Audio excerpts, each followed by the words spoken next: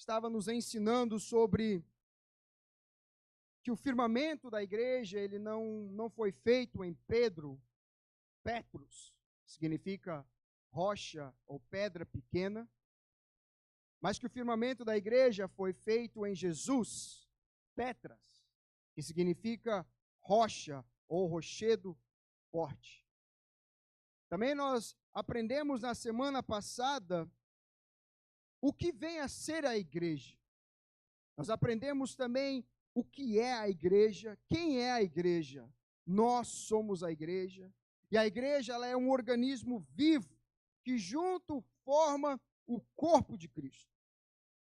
Enquanto o pastor estava pregando na semana passada, Deus estava ministrando ao meu coração, porque é assim que o Senhor faz. Ele fala, Ele dá a sua palavra. E eu gostaria de meditar em algo que o Senhor me deu sábado passado, sentado aqui na frente, ouvindo a mensagem ministrada através da vida do pastor Sandro. Eu gostaria de falar nessa noite sobre tipos diferentes de igreja. Tipos diferentes de igreja.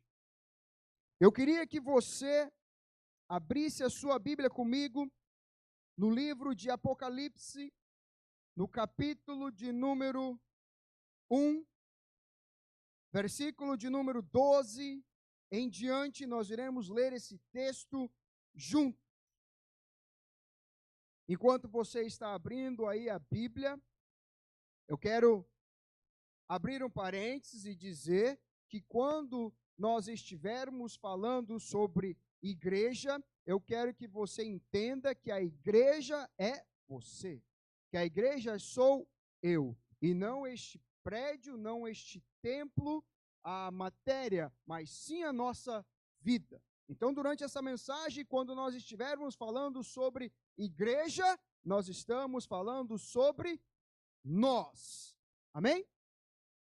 Apocalipse, capítulo de número 1, versículo de número 12 em diante. Diz assim a palavra do Senhor: E virei-me para ver quem falava comigo. E virando-me, vi 7 castiçais de ouro, e no meio dos 7 castiçais um semelhante ao Filho do Homem, vestido até aos pés de uma veste comprida, cingido pelo peito com um cinto de ouro. E em sua cabeça e cabelos eram brancos como a lã e como a neve, e os seus olhos eram como chama de fogo. Os seus pés eram semelhantes ao latão reluzente, como se tivesse sido refinado numa fornalha, e a sua voz era como a voz de muitas águas. E ele tinha na sua destra as 7 estrelas, e a sua boca uma aguda espada de 2 fios. E o seu rosto era como o sol, e quando na sua força resplandece. E quando eu vi, caí aos pés como morto, e ele pôs sobre mim a sua destra, dizendo-me: Não temas, eu sou o primeiro e sou o último, e o que vive e fui morto, mas eis que estou vivo para todo o sempre. Amém. E eis que tenho a chave da morte e do inferno. Escreve as coisas que tem visto e as coisas que hão de acontecer.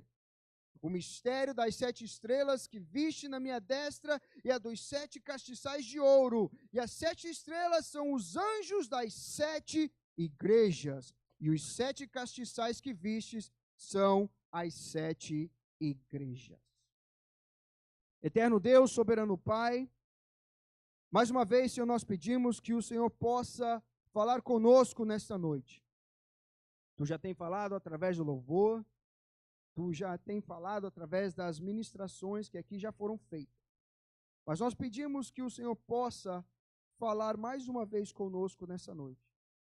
Usa a minha vida, Senhor, como instrumento, pois sem a sua presença eu não sou nada. E que o Senhor possa, que essa palavra possa penetrar em nosso coração. Em nome de Jesus. Amém. Nessa cena que nós acabamos de ler, nós encontramos agora o apóstolo João, aquele que era mais chegado, aquele que estava com Jesus até o fim, aquele que estava ali com ele aos pés da cruz, pois o próprio Jesus diz, ele faz uma declaração ali dizendo: mulher, eis aí o teu filho, eis aí a tua mãe. Jesus estava falando ali de João. E agora João está aqui em uma ilha chamada Pátimos, já velho, já cansado, e de repente ele recebe uma visita inesperada, uma visita de alguém a qual ele reconheceu a sua voz, de alguém a qual ele sabia quem estava falando. Essa visita agora era a visita do próprio Senhor Jesus, mas não era o Jesus o qual ele tinha visto antes, não era mais o Jesus em homem, não era mais o Jesus que ele havia visto dilacerado naquela cruz, mas era agora Jesus como Deus, no seu corpo glorioso. A Bíblia diz que hoje nós o conhecemos também pela fé, mas um dia nós o veremos como ele realmente é. João aqui foi privilegiado de poder ver Jesus como ele realmente é, na sua glória, no seu poder. E eu peço todos os dias, e eu faço essa declaração: Maranata, vem, Senhor Jesus, porque eu quero logo ir vê-lo assim como ele é. E Jesus aqui agora pede para João escrever cartas, cartas a qual ele mesmo as ditaria. E essas cartas, elas seriam direcionadas a igrejas específicas. 7 igrejas que estavam localizadas ali na Ásia Menor, uma província romana. O interessante é que, nesta época, já haviam outras igrejas espalhadas por ali. Mas, por algum motivo, Jesus escolheu estas 7 igrejas. E por que o número 7? Alguém já se fez essa pergunta? Quando nós lemos a Bíblia, quando nós vemos a palavra do Senhor, de acordo com a numerologia bíblica, o número 7, ele tem vários significados. Ele representa o número da perfeição. Você vê que ele é as 7 dispensações, sendo que nós estamos na 6ª, a dispensação da graça. 6 dias Deus criou tudo, no 7º ele descansou. Deus mandou o povo de Israel dar 7 voltas ao redor de Jericó antes da muralha cair. Sansão tinha 7 tranças em seu cabelo, 7 igrejas da Ásia, 7 estrelas, 7 castiçais de ouro, 7 selos, 7 trombetas, 7 trovões, os 7 Espíritos de Deus. Jesus disse: perdoar o seu irmão 70 vezes 7. 7 frases ditas por Cristo na cruz do Calvário, e aí nós poderemos passar aqui horas e horas dizendo mais e mais sobre o número 7 na palavra do Senhor. Mas como eu disse, não foi à toa que essas igrejas foram escolhidas pelo Senhor. Na verdade, essas igrejas seriam a representação de todas as igrejas espalhadas pelo mundo até os dias de hoje. E o interessante é que quando nós lemos as cartas enviadas a essas igrejas, há mais de 2000 anos atrás, elas ainda falam conosco como se fosse nos dias de hoje. Este é o poder da palavra de Deus. Quando nós dizemos que a Bíblia é a palavra de Deus e nós cremos que ela é a palavra de Deus, é um mistério. Como é que algo que foi escrito há mais de 2000 anos atrás pode falar da mesma forma e ter o mesmo poder nos dias de hoje? É só a palavra de Deus. E aqui ele escreve essas cartas. E hoje, em nosso meio, nós temos crentes dessas igrejas. A igreja de Éfeso, Esmirna, Pérgamo, Tiatira, Sardes, Filadélfia e Laodiceia. E é sobre esses tipos de igreja que nós iremos falar nessa noite.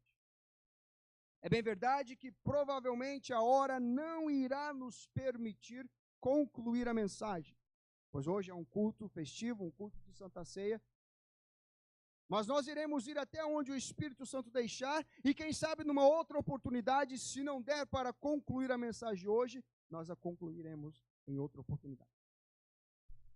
Mas nós iremos falar sobre esses tipos de igreja. A primeira que nós vemos, abra comigo a sua Bíblia, Apocalipse, capítulo de número 2. Versículo de número 1, deixa a sua Bíblia aberta, nós iremos usá-la bastante hoje. Apocalipse, capítulo de número 2, versículo 1 diz: escreve ao anjo da igreja que está em Éfeso. Isso diz aquele que tem na sua destra as 7 estrelas e anda no meio dos 7 castiçais de ouro. E o anjo diz: escreve para a igreja de Éfeso. Efésios era uma cidade grego-romana. Grego-romana porque os irmãos que estão fazendo o ETAD sabem já da resposta. Quem não sabe, venha participar do nosso ETAD, fazendo uma propagandazinha aqui. Mas era uma cidade grego-romana, uma cidade bastante idólatra. Havia no centro dessa cidade uma estátua ali, onde o povo se reverenciava, se dobrava, a estátua da deusa Diana. Sua capital era uma capital grande, havia mais ou menos 250 mil habitantes na cidade de Éfeso. Era a segunda, ou foi a segunda maior cidade conquistada pelo Império Romano.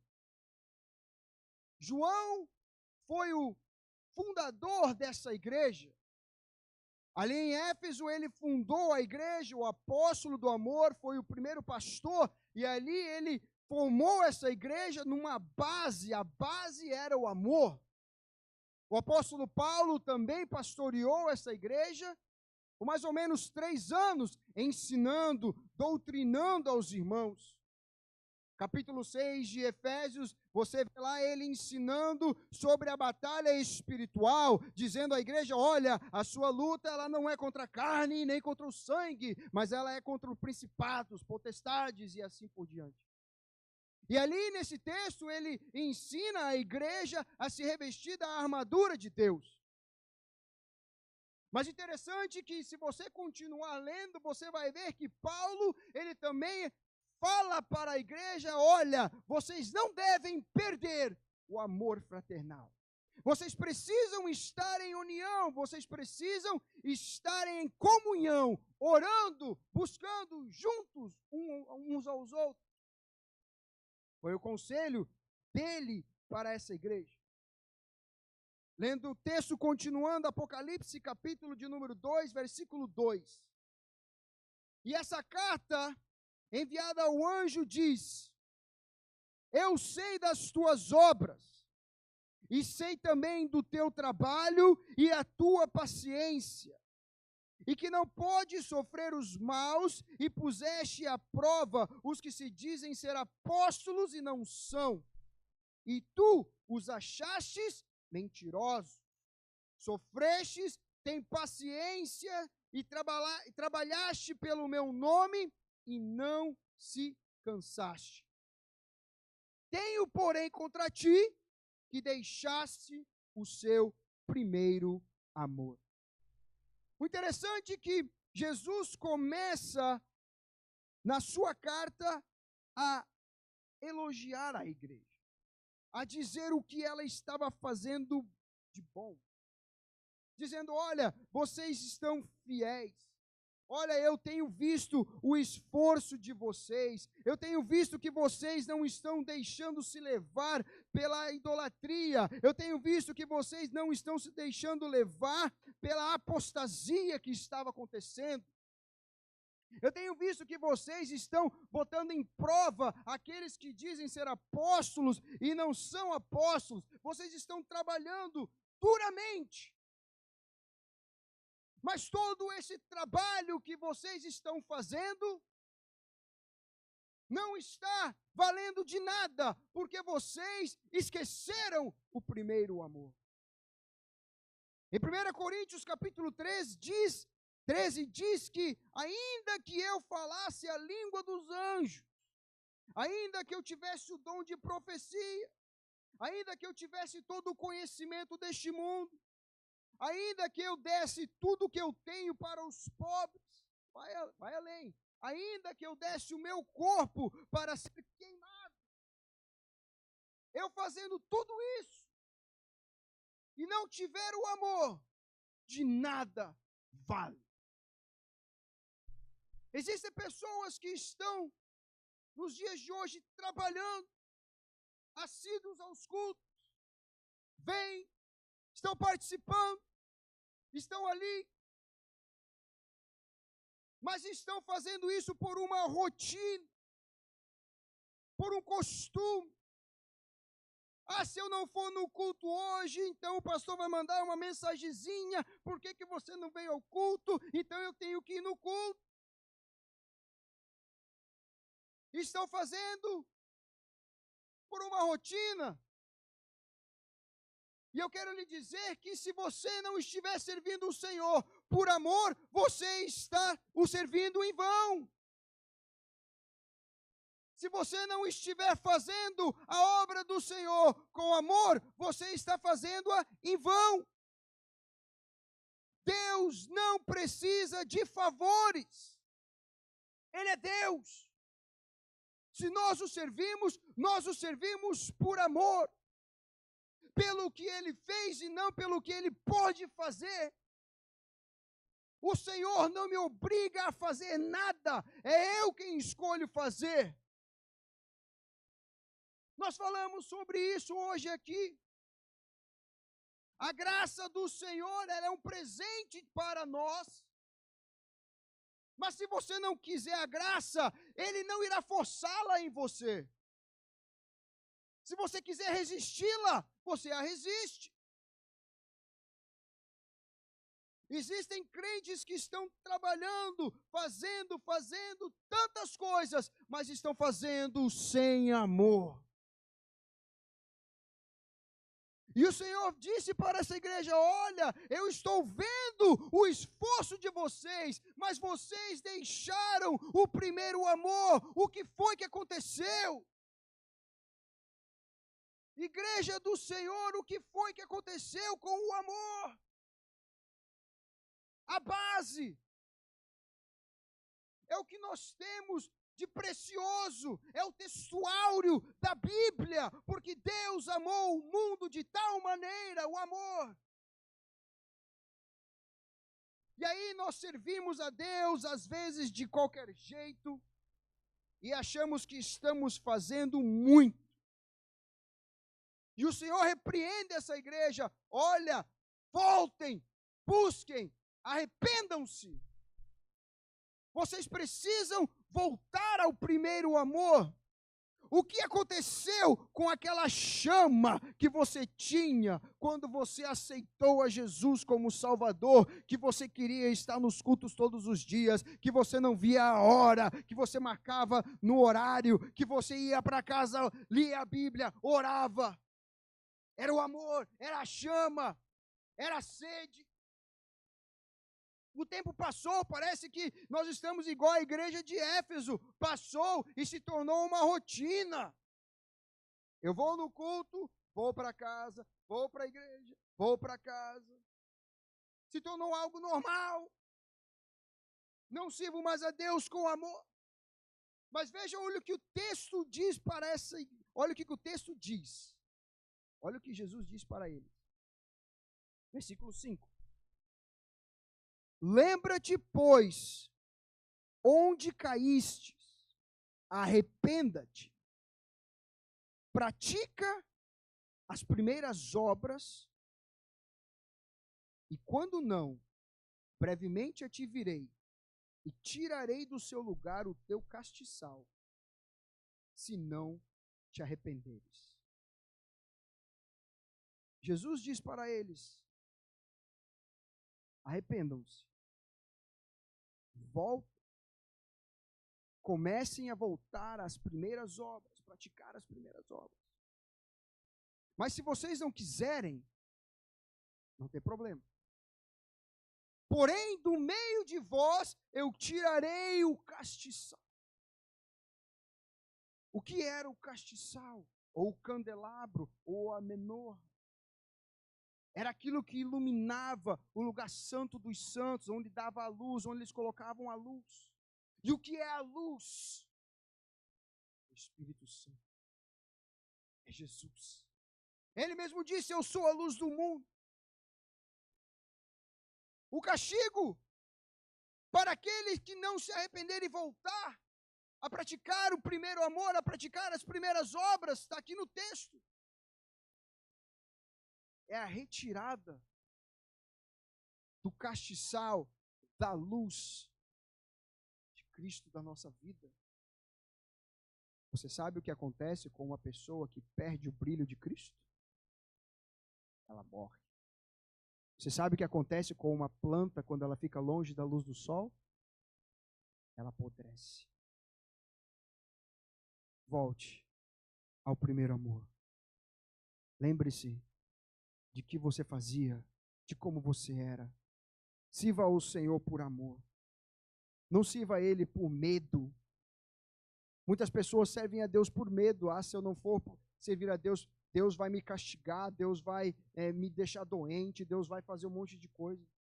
Não é isso, irmãos. Nós o servimos por amor. Aos crentes da igreja de Éfeso, Deus diz, volte ao primeiro amor. Hoje, o Senhor nos trouxe aqui, porque Ele quer fazer brilhar aquela chama que uma vez brilhou no seu coração. Aquela chama que uma vez brilhava pelo amor à obra de Deus, pelo amor às vidas. Qual foi a última vez que você falou do amor de Deus para alguém? Nos tornamos egoístas, pessoas egoístas. Nós temos a verdade e não compartilhamos a verdade. Volte ao primeiro amor.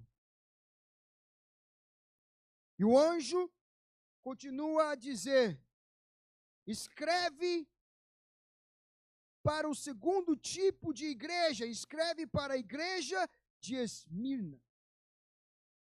Esmirna era uma cidade que situava ali no sudoeste da Turquia, uma cidade aonde o próprio Alexandre o Grande, quando a conquistou, criou ali, formou ali fortalezas.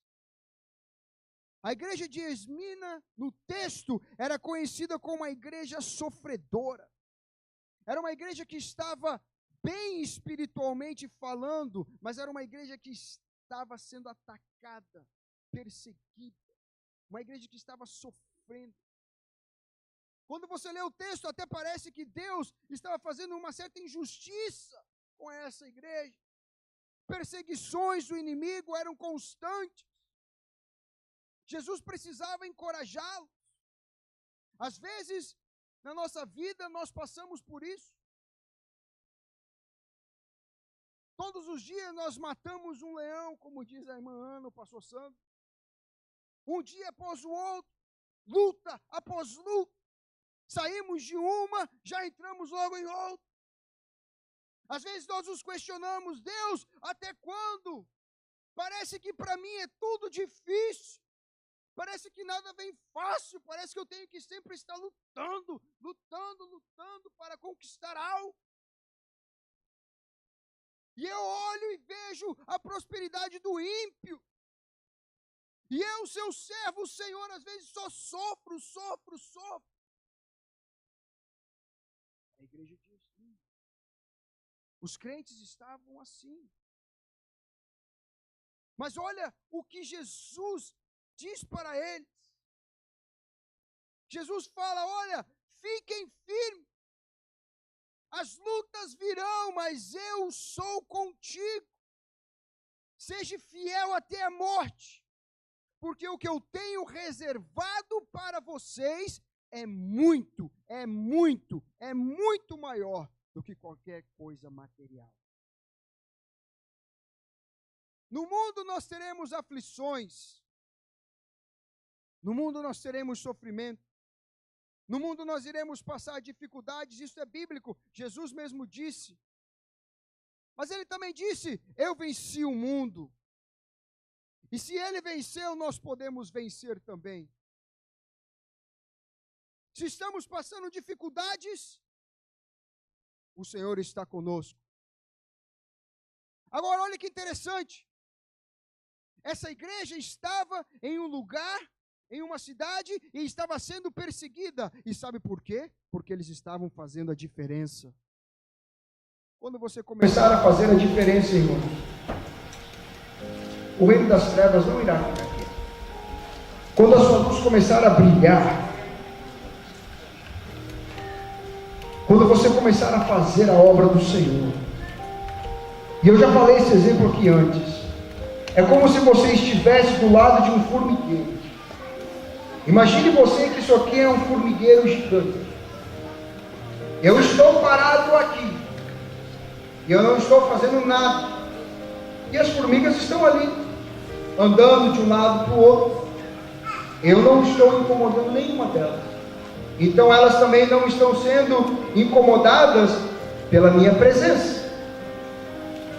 Mas aí eu decido pegar um pedaço de pau e vou lá mexer no formigueiro. Aquelas formiguinhas que estavam quietinhas, elas agora vão fazer o quê? Vão atacar. Transfira isso agora para o mundo espiritual. Você não está parado, não está incomodando o inimigo, não está fazendo nada, não está fazendo a diferença, nada acontece. Mas a partir do momento que você começar a fazer a diferença, a partir do momento que a sua luz começar a brilhar, a partir do momento que as pessoas começarem a olhar, aí vai um servo, uma serva de Deus, você está cutucando este formigueiro. E as lutas vão vir. Mas fique firme. Fique firme. Porque o que eu tenho para vocês é maior e melhor do que qualquer coisa material. Crentes da igreja de Esmina que estão aqui hoje, que estão passando por lutas, dificuldades a qual nem você mesmo entende, e você já deixou de tentar entender. Fique firme. Fique firme, porque o Senhor é contigo. Ele não esqueceu de você, e Ele não te deixará de lado. E o anjo do Senhor continua escrevendo, e ele escreve a próxima igreja, a igreja que está em Pérgamo. Pérgamo, uma antiga cidade grega que situava-se no noroeste, mais ou menos a 20 quilômetros da Grécia. Essa igreja de Pérgamo também ela é conhecida como a igreja da apostasia. Pérgamo era uma igreja cristã que se encontrou em uma situação difícil. De vários lados, os seus vizinhos, as pessoas da cidade, eles eram idólatras, praticavam a idolatria. E Pérgamo acabou cedendo a isso. A igreja de Pérgamo, por ser tão influenciada pelas coisas do mundo, ela acabou aceitando as coisas do mundo. E de repente a idolatria e a imoralidade entraram dentro da igreja. Pérgamo era uma igreja legal. Era a igreja a qual as pessoas entravam e podiam fazer o que queriam. Até mesmo os seus ensinamentos, outras doutrinas, as seitas dos nicolaítas. O pastor dessa igreja já havia perdido completamente a visão. quantas igrejas hoje estão como a igreja de Pérgamo. Igrejas que, por terem medo de perderem pessoas, abriram o leque e começaram a permitir que as coisas do mundo entrassem dentro e começaram a contaminar o corpo de Cristo. Quando o pecado vai entrando dentro da igreja, a igreja acaba se tornando uma igreja aposta. Hoje é uma grande influência do mundo dentro das igrejas. As pessoas já deixaram de querer ouvir a palavra de Deus para ouvir aquilo que soa bem aos seus ouvidos. E com o entrar do mundo na igreja, a igreja vai se afastando cada vez mais e mais do amor de Cristo. E tudo isso começa com uma pequena frase: não dá nada não. Não dá nada não. Deus é muito bom, Deus entende, Deus Ele ama a todos. É por que é importante eu estar na igreja. Líderes precisam fazerem festas, novidades para atraírem jovens. Irmãos, é triste falar, mas nós estamos vivendo em uma época de uma geração fraca, uma geração sem conhecimento bíblico. Uma geração onde os jovens estão somente buscando as coisas extravagantes, coisas diferentes, novidades. Pessoas querendo se pastorearem a si mesmas. Você pergunta para alguém hoje: olha, me dê uma definição. Quem é Deus para você? A pessoa: Deus é tudo. Não consegue lhe dar uma definição melhor sobre quem é Deus. Uma geração que deixou os ensinos, buscando aquilo que é legal, o evangelho laico. Aonde você encontra isso na Bíblia? Você não encontra.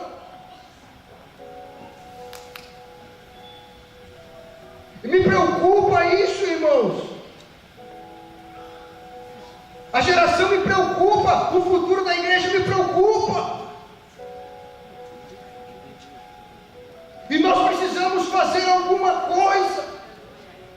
Nós precisamos sair dessa zona de conforto. Líderes que abrem movimentos. Pastores que ensinam doutrinas carnais, superficiais, sem base bíblica. E pessoas estão seguindo. Nós precisamos fazer a diferença, mas antes de fazer a diferença, nós precisamos fazer uma escolha. A qual Deus servir. Nós não podemos servir a dois senhores. A igreja do Senhor, ela precisa tomar uma posição. Qual Deus eu hei de servir? Foi isso que Elias disse. Qual Deus vocês irão servir? Por que vocês estão com dúvida a que Deus servirem? Nós não podemos estar com um pé lá fora e um pé aqui dentro. Ou nós estamos com o Senhor, ou nós não estamos com o Senhor. Crentes da igreja de Pérgamo que têm deixado o mundo, as coisas do mundo se infiltrar na sua vida, em nome de Jesus, Ele morreu por você para te tirar do mundo. A igreja, o nome, o significado, significa exatamente isso: tirados de fora, de dentro para fora. De dentro da onde? Do mundo para fora do mundo. Foi para isso que Deus me escolheu, foi para isso que Deus me escolheu. Chegou a hora de nós tomarmos essa decisão. Veja o que Jesus Cristo diz para essa igreja, no versículo de número 16.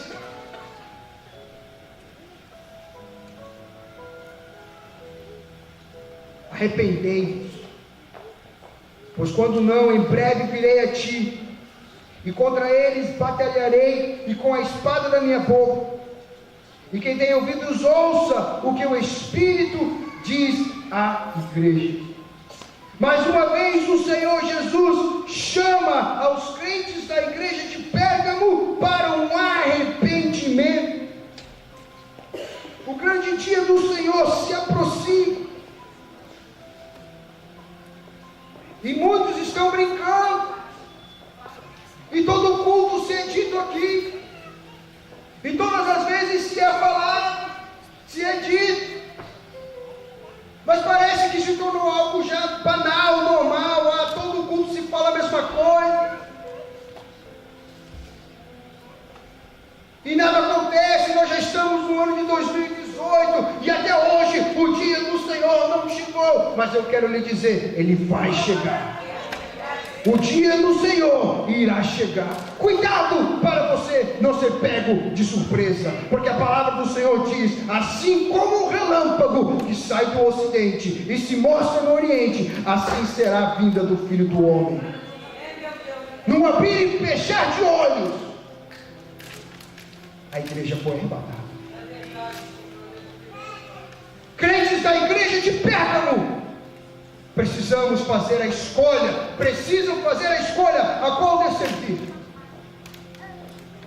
Chega de ficar brincando, chega de não ter uma posição.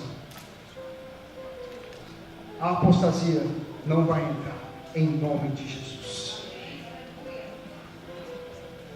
A quarta igreja, a igreja de Tiatira. Essa igreja, ela estava cometendo um erro muito grave. Eles estavam aceitando os ensinos de Jezabel. Quem foi Jezabel? Jesus usa aqui de uma forma simbólica. Quem foi Jezabel? Jezabel foi a mulher mais perversa da Bíblia. Ela era esposa de Acabe. Tão má era essa mulher que ela mandou matar os profetas todos do Senhor. Apenas Elias sobrou. E aí ela fala para: olha, manda dizer a Elias que eu vou matá-lo também. E Elias foge para uma caverna e ali se esconde com medo desta mulher. Uma mulher terrível. Símbolo aqui de uma prostituição, porque Acabe havia se prostituído, adulterado com esta mulher. Por isso Jesus usa este exemplo. Deus leva muito a sério a questão do adultério. E eu não estou falando do adultério em relação a extraconjugal, porque de acordo com a palavra de Deus, o adultério para o Senhor é quando nós deixamos Ele para adorar a outros deuses. E ele usa um exemplo disso aí com o profeta Oséias. Ele faz com que ele case-se com uma prostituta para que ele venha mostrar ao povo o que era que o povo estava fazendo com ele. Isso é o adultério do Senhor. Porque ele diz: eles serão o meu povo e eu serei o vosso Deus. Deus quer você por completo. Ele não quer a metade, ele não quer uma cor, ele quer você por completo. E essa igreja, ela havia aceitado os ensinos, e Deus, Jesus aqui faz uma repreensão dura neles. Você pode dizer: pastor, mas olha, eu não faço isso, eu não adoro outros deuses, eu sigo apenas ao Deus de Israel, eu não adoro nenhum outro Deus. Mas nós temos que entender uma coisa: a idolatria, ela não está somente ligada a deuses, a imagem, mas ela também está ligada a tudo aquilo que toma o lugar de Deus na minha vida. Qual é o primeiro e maior mandamento?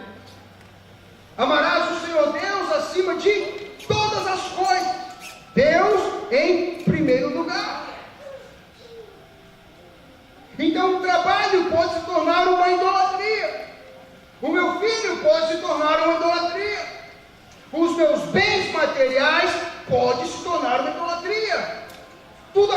aquilo que toma o lugar de Deus na minha vida pode se tornar uma idolatria. Quando eu não tenho mais lugar para o Senhor, ou quando o Senhor, na minha lista de prioridades, Ele está lá embaixo, tem alguma coisa de errado comigo.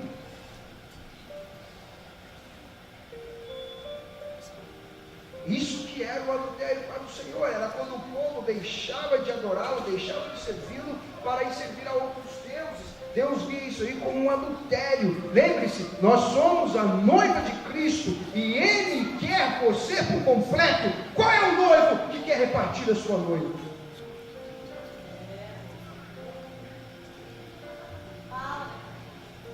Qual é o noivo que quer repartir a sua noiva com outro? E quando nós deixamos as coisas do Senhor para colocar outras prioridades na nossa vida, nós estamos fazendo isso. E Jesus repreende eles.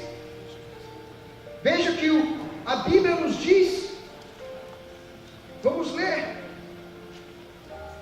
capítulo de número 2, versículo 21.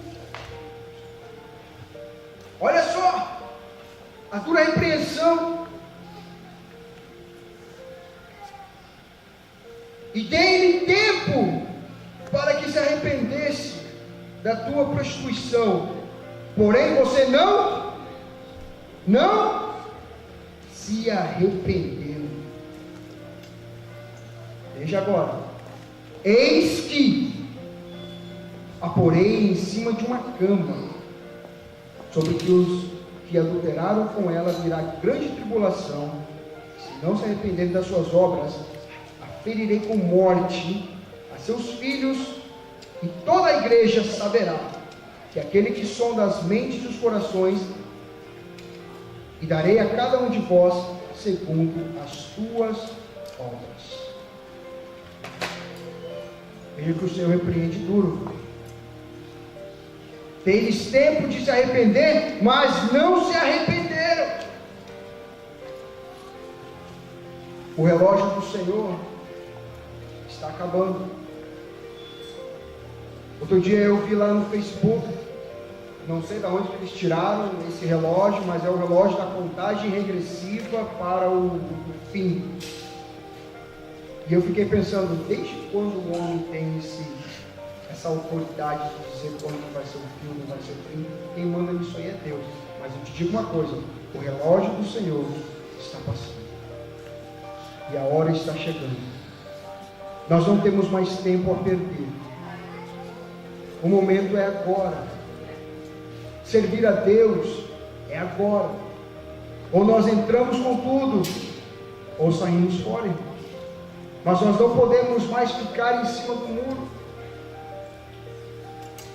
Deus não reparte a sua glória com ninguém. É importante nós trabalharmos, sim. É importante nós termos as nossas coisas materiais, sim. Mas o Senhor, Ele precisa ser prioridade na nossa vida. Porque se nós não colocamos o Senhor como prioridade, nós estamos caindo no mesmo erro dessa igreja de Tiatira. E é por isso que essa carta, ou estas cartas, elas serviram para o passado, mas servem para nós nos dias de hoje, porque em nosso meio se encontram crentes dessas igrejas.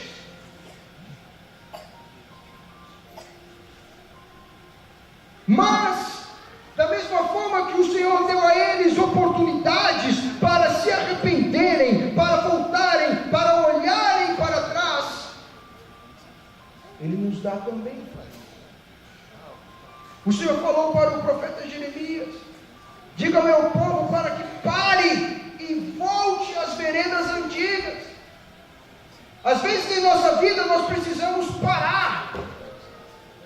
Estamos indo a 100 milhas por hora, num caminho errado, numa direção errada. Pare, volte e recomece. Mas recomece certo. Crentes dessas igrejas, nós precisamos estar firmes com o Senhor. Igreja de Éfeso, precisamos voltar ao primeiro amor, reacender aquela chama que nós tínhamos no começo. Lembra como você era ativo nas coisas de Deus? Lembra quando você falava de Deus e os seus olhos enchiam-se de lágrimas? O que foi que aconteceu? Essa chama precisa ser reacesa. Vamos ficar em pé.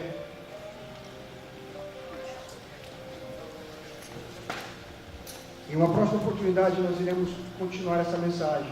Nós não iremos nos estender em respeito à obra. Queria chamar o Ministério de Louvor aqui na frente para estarmos louvando com o Senhor com algum hino.